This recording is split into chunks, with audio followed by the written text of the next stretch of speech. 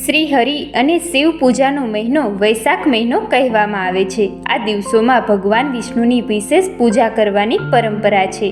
આ હિન્દુ મહિનાના દેવતા ભગવાન વિષ્ણુ છે.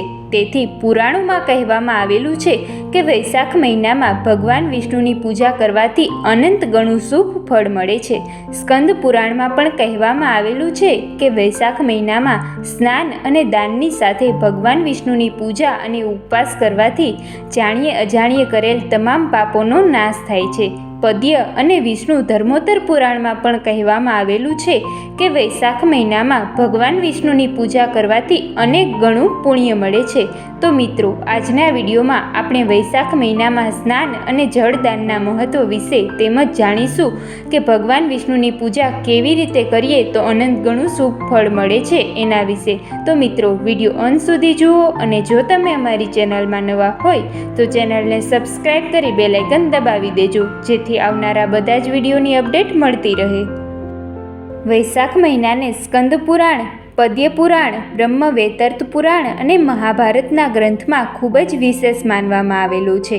આ ગ્રંથોમાં કહેવામાં આવ્યું છે કે વૈશાખ મહિનામાં સૂર્યોદય પહેલાં સ્નાન કરવાથી તેમજ પાણીના કુંડમાં સ્નાન કરવાથી અને તીર્થયાત્રા કરવાથી તમામ પ્રકારના દુઃખોનો અંત આવે છે અને વૈશાખ મહિનામાં આ કામો કરવાથી અનેક ગણું પુણ્ય ફળ પણ પ્રાપ્ત થાય છે. તેમજ આ મહિનામાં સૂર્યોદય પહેલાં ઉઠો, પાણીમાં ગંગાજળ અથવા કોઈ પવિત્ર નદીનું પાણી ભેળવીને સ્નાન કરો.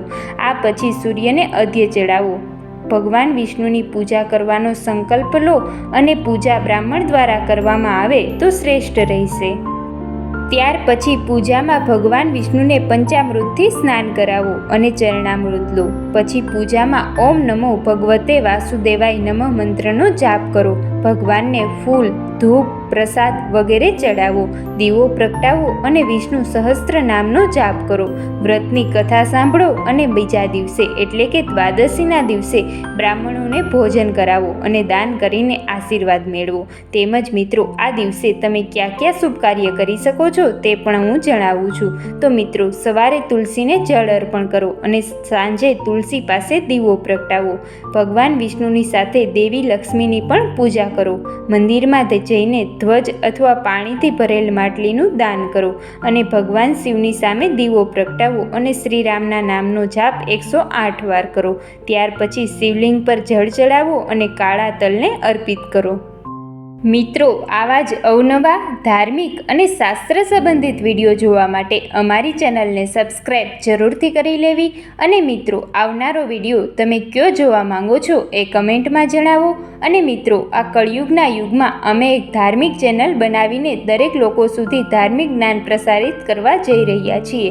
એમાં અમારે જરૂર છે બસ માત્ર તમારા સાથ અને સહકારની.